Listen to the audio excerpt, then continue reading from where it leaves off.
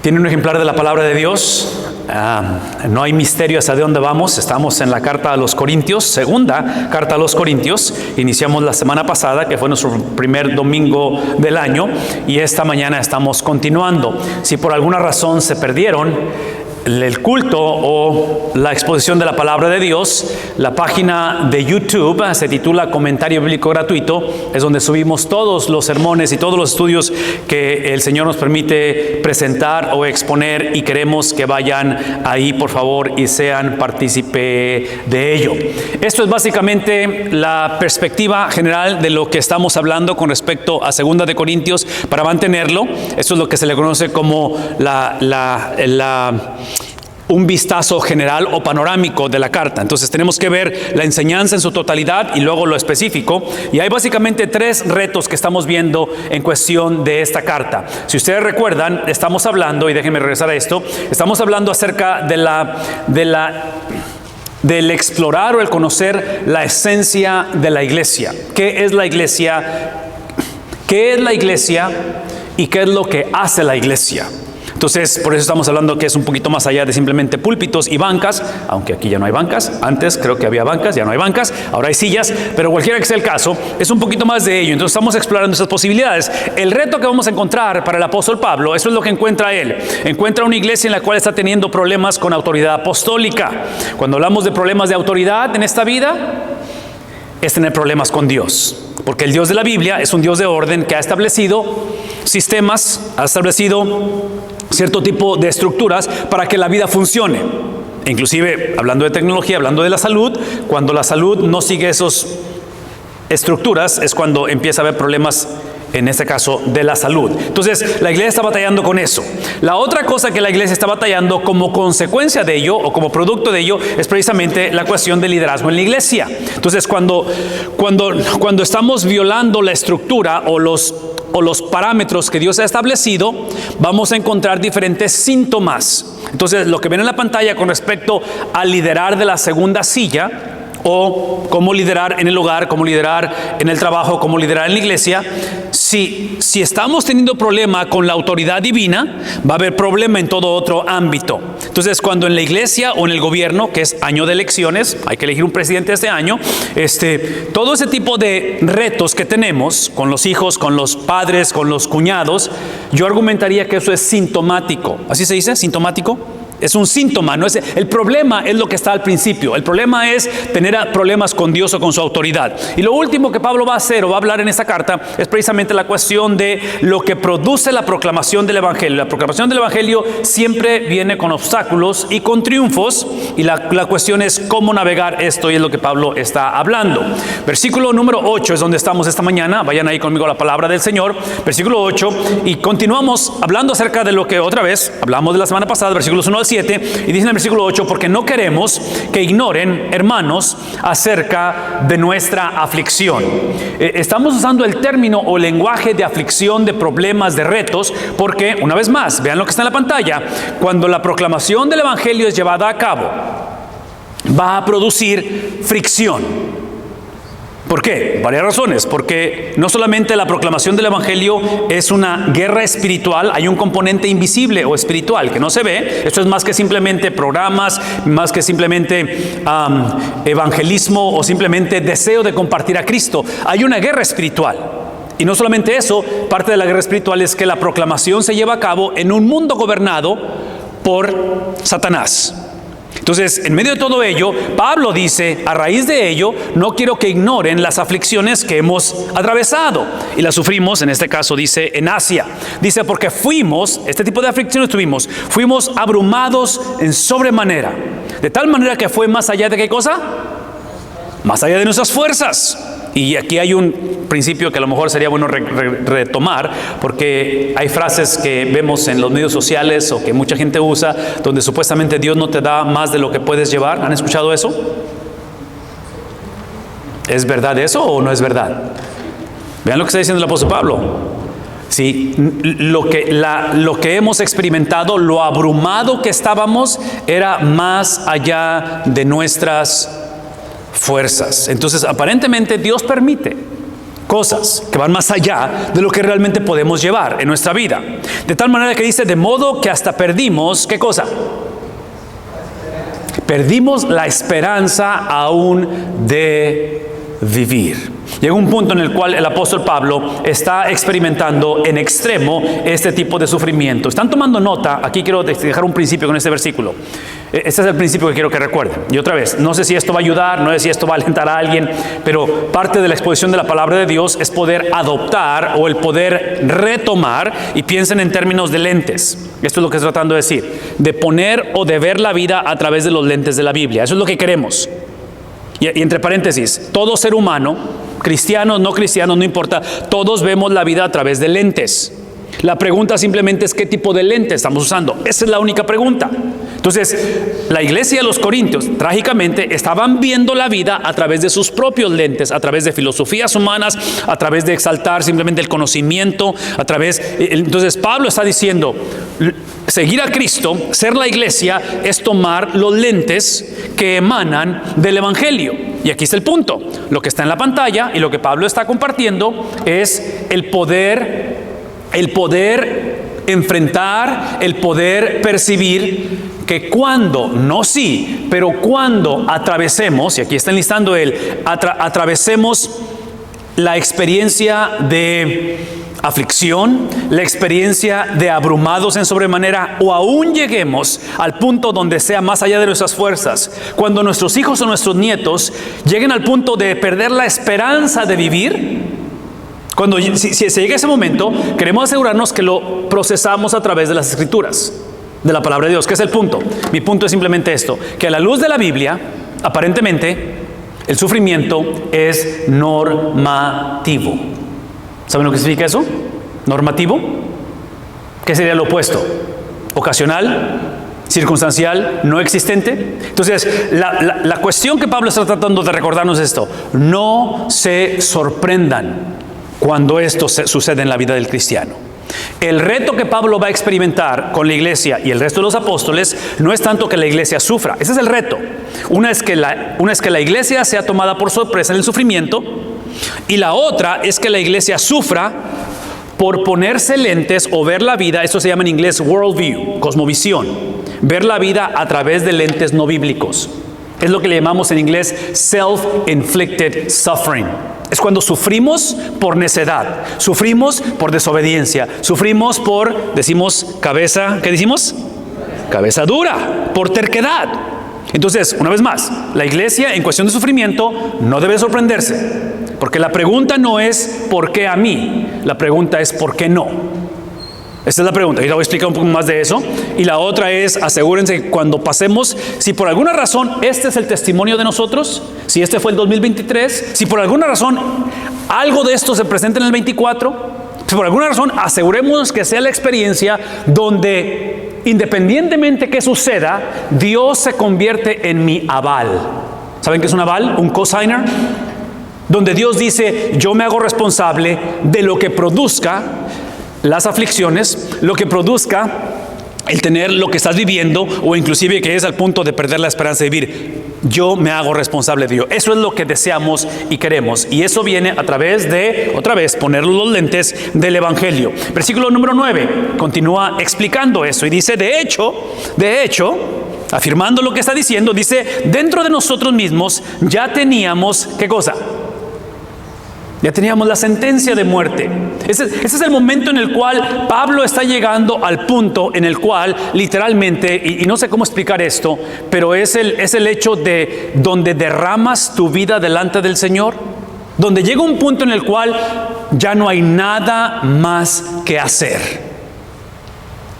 No sé si alguna vez han estado en esa situación donde ya no hay nada más. Hay una película que salió tiempo atrás, y a veces me pongo nervioso con mencionar películas en sermones porque es muy difícil recomendar películas, y cuando menciono películas la gente empieza a verlas y dicen, ¿cuál película dijo el pastor? Ok, pero hay una película que no recomiendo que la vean, o que por favor no la vean, pero nomás les voy a decir qué pasó con esa película. En esa película se llama The Perfect Storm. Salió hace años ya, no es nueva. Y en español creo que se llama El Ojo del Huracán, porque es una película en la cual son 2 categorías 5 huracanes que en el mar se unen. Entonces cuando chocan, ese es The Perfect Storm. El punto es que todo el drama de la película es un barco, creo que son camaroneros, son pescadores, se avientan ese round con los huracanes.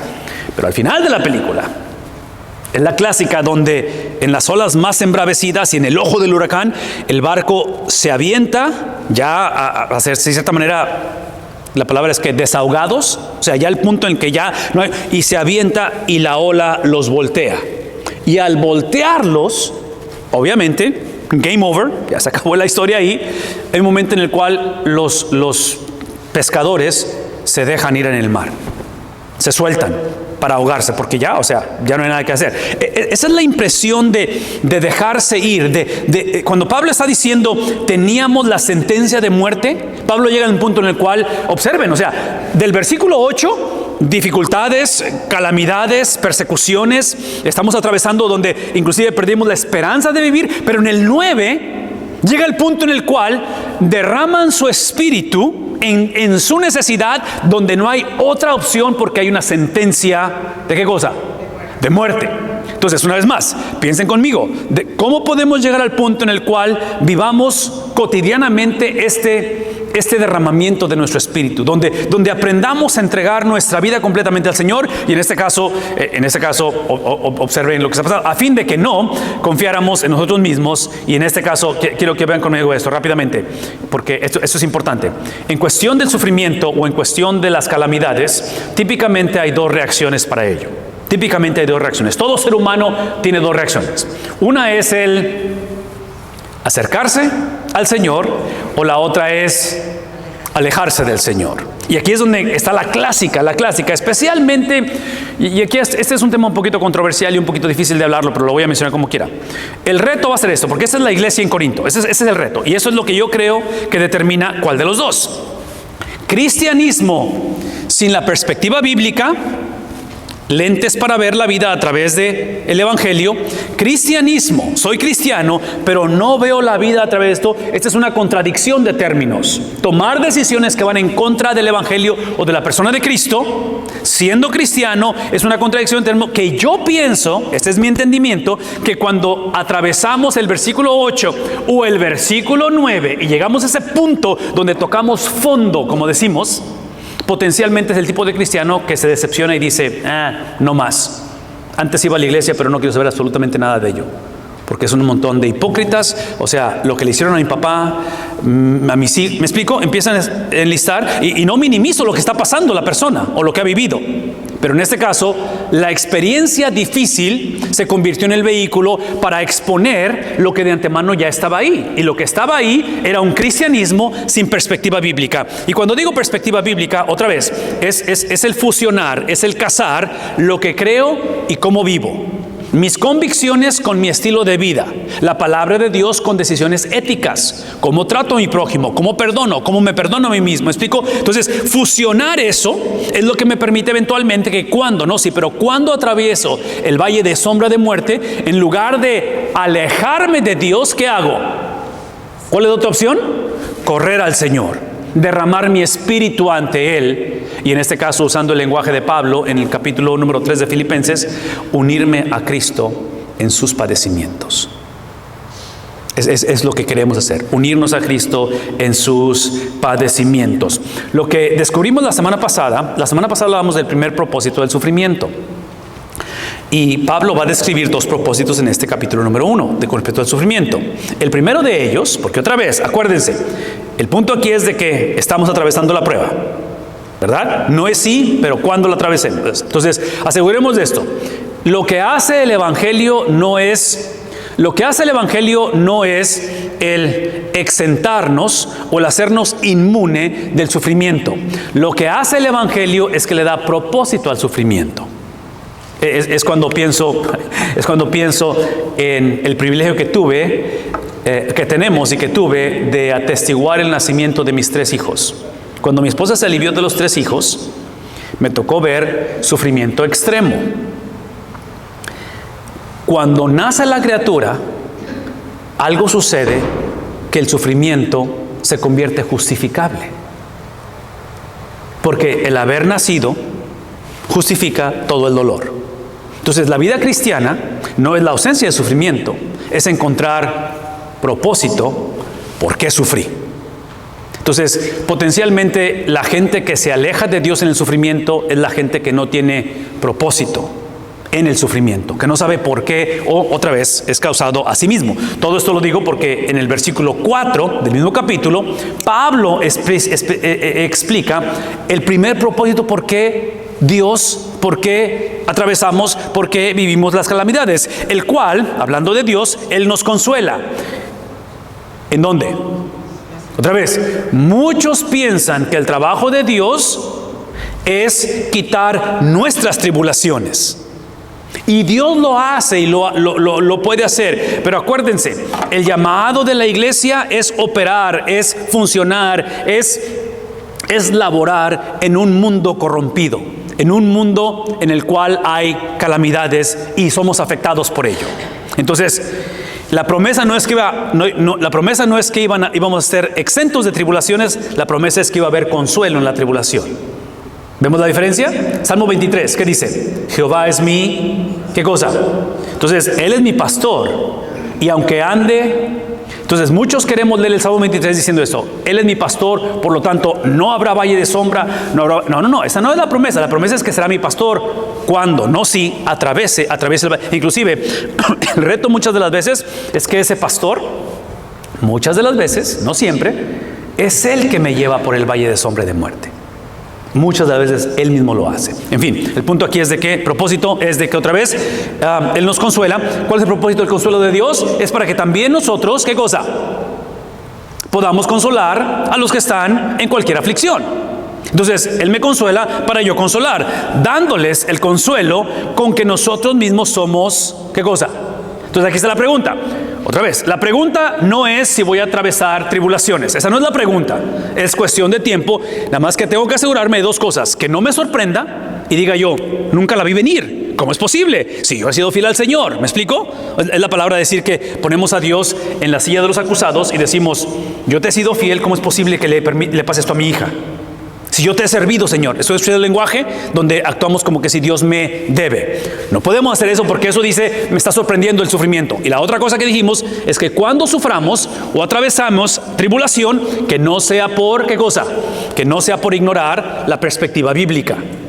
Porque si lo que estoy haciendo es viendo a través de mi perspectiva, ya, probablemente no va a funcionar. Entonces, lo que está haciendo aquí es que está dándonos el ministerio de la reconciliación, el ministerio de consolación, el ministerio de consolar a otros cuando están en sufrimiento. Por favor, escuchen lo que voy a decir. Mi sugerencia es que no nos lancemos a tratar de consolar a alguien a menos que conozcamos el consuelo de Dios, porque no podemos compartir lo que no conocemos.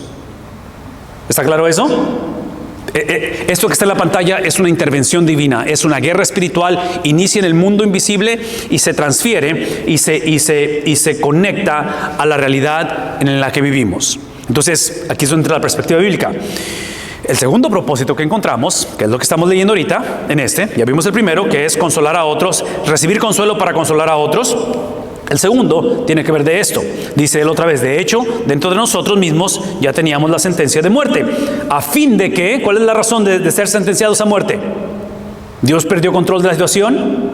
No, Él nunca perdió control de la situación. Es simplemente que la sentencia de muerte, que fue el derramar mi espíritu ante el Señor, en una dependencia completa de Él, va a ser el antídoto a mi tendencia que típicamente tengo en confiar ¿en quién? En mí mismo.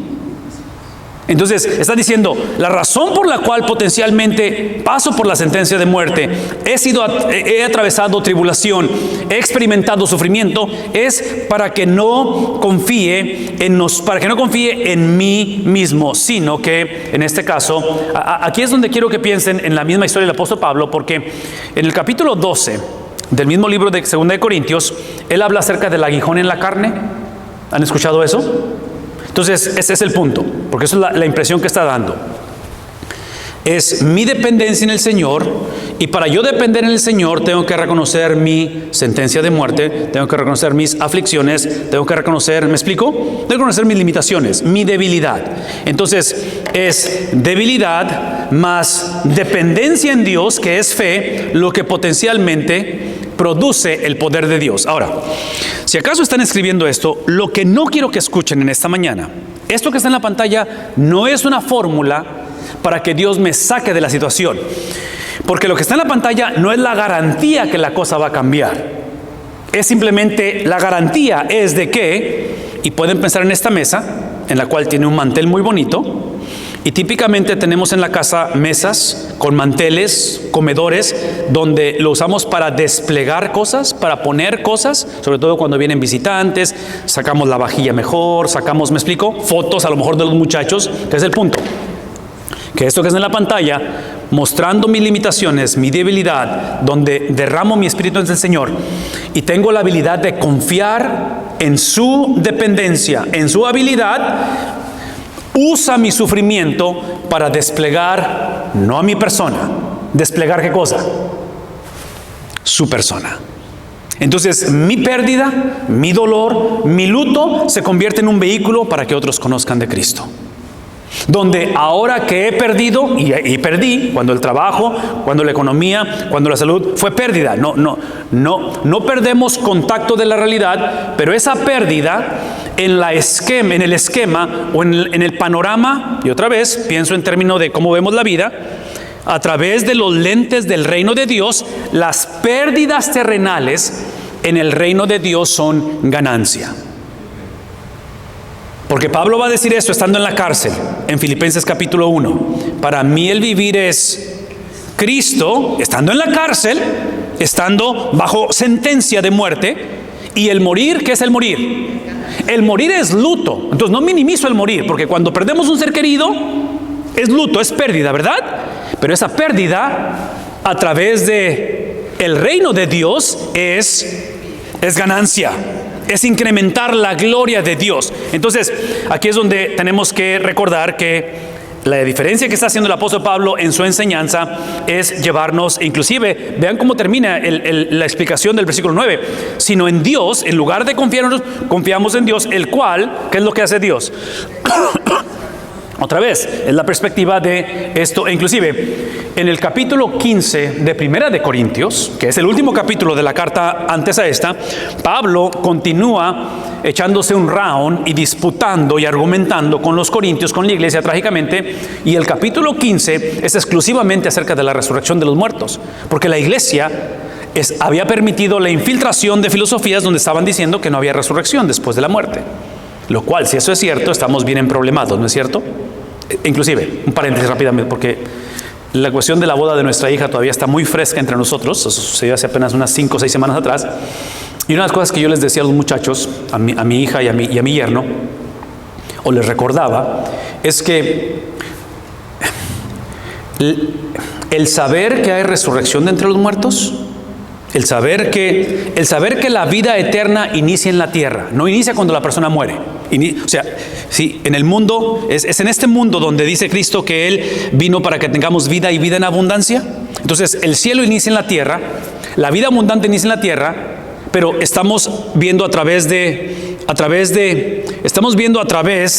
lentes que están, no sé qué palabra usar, pero ahorita que salimos de ahí del valle, había bastante sereno. Estaba lo que es el sereno, literalmente estaba en el piso, en el zacate, y estaba levantándose. Así vemos con un vidrio que no está muy claro todavía, porque estamos en un mundo corrompido o corrupto. Pero aquí está mi punto. El punto es de que el pensar en que hay resurrección de los muertos y que cuando morimos no es que la vida cesa de existir, sino que simplemente transicionamos. Por favor, escuchen esto. Se refleja en cómo nos casamos, porque hoy en día nuestra cultura y aún la cultura cristiana tomamos decisiones, como vemos la vida, como si no hay más que esta vida. Por eso es que muchas veces la palabra es workaholics, donde acumulamos lo más que podemos, gastamos lo más que podemos y consumimos lo más que podemos. No pensamos en aquellos que necesitan consolación, no pensamos en aquellos que a lo mejor lo que Dios nos ha confiado es para compartirlo con otros. Y menciono todo esto porque en cuestión del matrimonio, muchos actuamos como si no hay nada después de esta vida. Entonces, si no hay nada después de esta vida, tengo que asegurarme, y de aquí es donde entra el concepto de soulmates, es el concepto de almas gemelas. Tengo que asegurarme que me caso con la persona correcta, que no la riego, que no de repente, me explico por qué. Porque como ese es todo lo que hay en la vida, entonces el matrimonio se convierte, en inglés se dice capstone, que es como el birrete cuando gradúas. Entonces el matrimonio es la experiencia suprema. Cuando a la luz de la Biblia, el matrimonio no es la experiencia suprema. El matrimonio es un cornerstone, es el fundamento, no la meta. ¿Por qué? Porque el matrimonio, ve lo que voy a decir, el matrimonio de nosotros en la tierra, lo cual es importante, es simplemente un enganche, un down payment de lo que está por venir. Lo que está por venir en la resurrección de los muertos es otra boda, y es la boda de Cristo. ¿Con quién? No contigo, pero con nosotros, ¿verdad? Es la novia de Cristo. Entonces, lo que estamos haciendo cuando nos casamos, y otra vez, para los que están solteros o solteros otra vez, no estamos diciendo que tienen que casarse, simplemente estamos hablando del concepto del matrimonio, que nuestra cultura, como no piensa en términos de la resurrección de entre los muertos, pensamos que eso es todo lo que hay. Por eso valoramos el matrimonio de una manera que lo podemos potencialmente exaltar, idolatrar, y llegamos a satanizar el matrimonio, donde ponemos nuestra identidad con quién nos casamos o con quién estábamos casados, en lugar de ponerla con quién, con Cristo. Entonces todo esto lo estoy mencionando otra vez. Esto era gratis, no voy a cobrar por esa, pero es simplemente la cuestión de esa resurrección de los muertos. Déjenme acabar con esto. El cual, ¿qué hizo?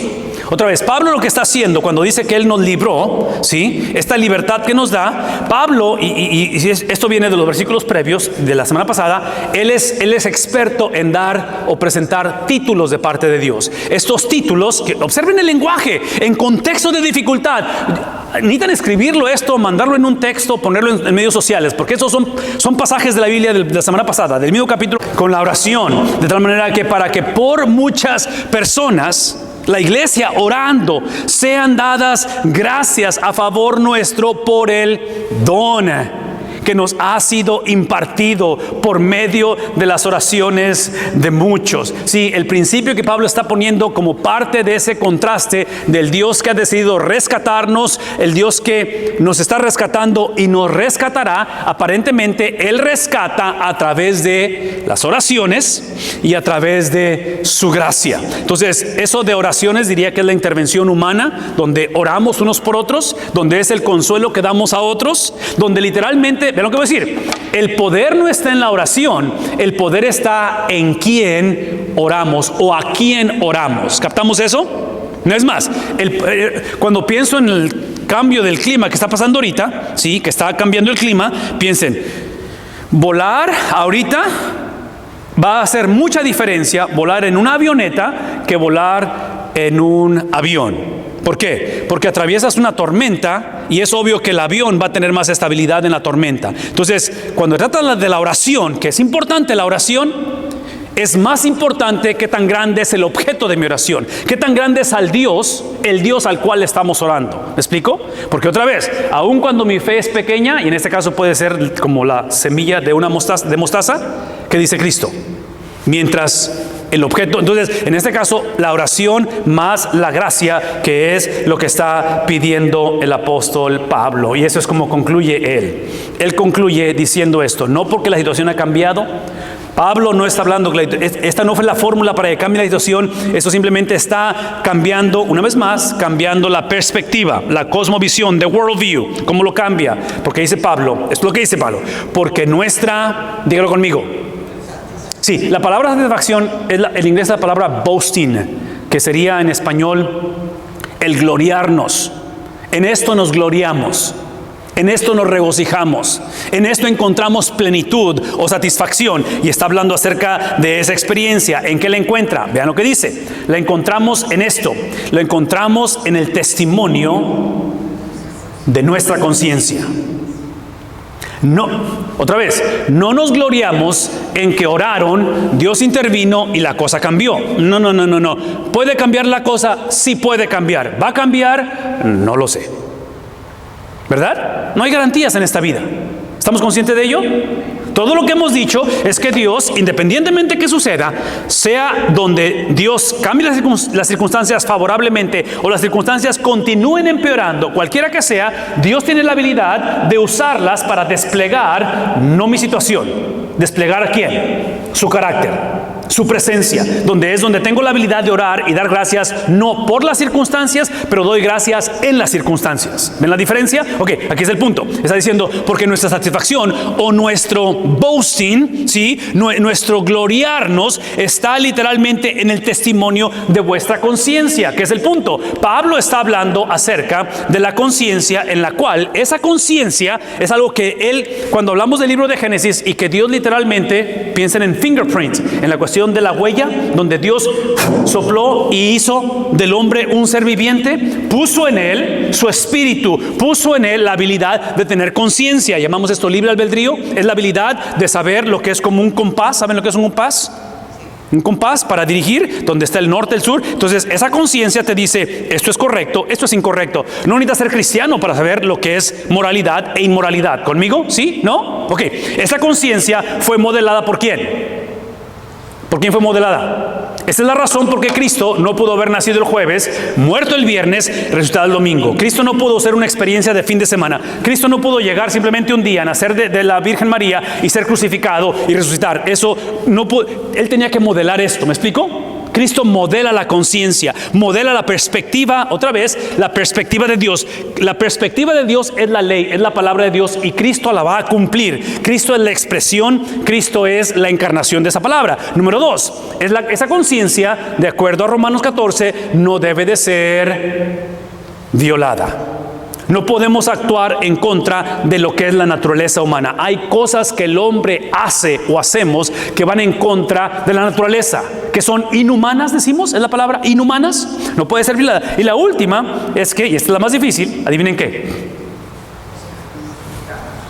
En el día final seremos juzgados por lo que sabemos. Entonces, estar aquí en la casa de Dios este domingo, adivinen qué es lo que sucede. Está incrementando el juicio sobre nosotros. Porque entre más sabemos, adivinen qué. Lo que no podemos hacer es hacernos los oxisos en aquel día y decir, yo no sabía. Yo no fui ese domingo cuando hablaron de eso. No, porque el problema del ser humano típicamente no es conocimiento. ¿Qué es el problema? Es confianza en lo que Dios ha revelado. Nos enfocamos tanto en lo que no entendemos que convenencieramente ignoramos lo que es claro. Porque inclusive, póngase a pensar en esto. La Biblia, siendo la palabra de Dios, su principio y su final, cómo el mundo inició y cómo va a terminar, yo argumentaría que no está completamente claro. Hay diferentes puntos de vista en cuánto tiempo tiene el mundo, cómo en la creación, todo eso no está muy claro. Hay cosas que están cuestionables. En cómo termina.